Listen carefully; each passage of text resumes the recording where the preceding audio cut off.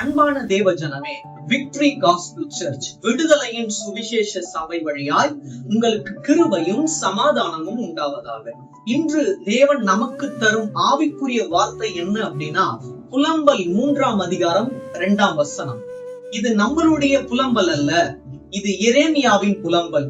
இத பாருங்க, இத நம்ம தியானிக்கும் போது உங்களுக்கு புரியும். இதுல புலம்பல் இருக்க மாதிரி இருக்கும், ஆனா இந்த புலம்பல்ல ஒரு ஆனந்த களிப்பு உள்ள ஆழமாக இருக்கிறது.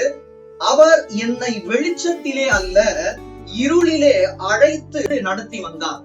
அப்ப நல்லா புரிஞ்சுக்கோங்க, எரேமியா சொல்றாரு, அவர் என்னை வெளிச்சத்துல நடத்தல, இருளிலே என்னை அழைத்து அதுல என்னை அழகாய் நடத்தி வந்தார். இதுல உள்ள ஆழம் என்ன அப்படின்னா, வெளிச்சத்துல நடத்தினா உங்களுக்கு இருளோட வேல்யூ புரியாது. அப்படின்னு என்ன அர்த்தம் அப்படின்னா, ப்ராப்ளம்ஸ் வந்தாதான் உங்களோட வாழ்க்கையில அதோட அவுட்கம் உங்களுக்கு மேன்மையாக இருக்கும். உங்களை தேவன் இருள்ல நடத்துறாருன்னா நீங்க எதை கண்ட கவலைப்படாதீங்க.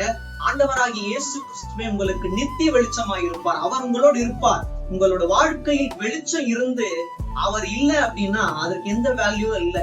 இருள் இருந்து அங்க அவர் உங்களை வெளிச்சமாக அழகாய் வழிநடத்துவாரே. ஆனால் உங்களுடைய வாழ்க்கையை புலம்பலான வாழ்க்கையாய் தேவன் மாற்ற மாட்டார். உங்களுடைய புலம்பலை ஆனந்த களிப்பாக மாற்றி உங்களை நித்தமுமாக அழகாய் தேவன் வழி நடத்த வல்லவராய் இருக்கிறார். தேவன் தாமே இந்த வார்த்தையின் மூலமாய் உங்களை இருளில் அவர் நடத்தி வந்து உங்களை அவரே நித்திய வெளிச்சமாக ஆளுகை செய்து ஆசீர்வதித்து வழி நடத்துவாராக. ஆமென்.